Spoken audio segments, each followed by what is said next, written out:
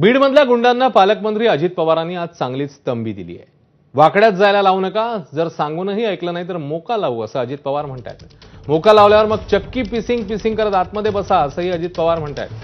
बीड जिल्ह्यासाठी चांगल्यातले चांगले अधिकारी देणार असून जिल्ह्यातल्या सगळ्यांकडूनच सहकार्याची अपेक्षा आहे, त्यामुळे कुणीही चुकीचं काम करू नये असं अजित पवार बीडमधल्या कार्यक्रमात बोलताना म्हणाले आहे।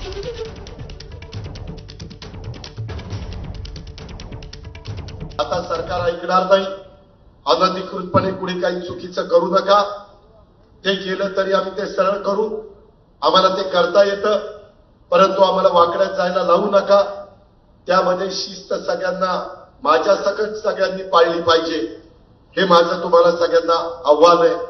आणि हे सगळ्या गोष्टी करत असताना माझी तुम्हाला विनंती आहे की जर कुणी ऐकलं नाही तर एकदा सांगू, दोनदा सांगू, तीनदा सांगू, नाही ऐकलं तर त्याला मकोका लावू आणि मग चक्की पिसिंग आणि आतमध्ये जाऊन बस।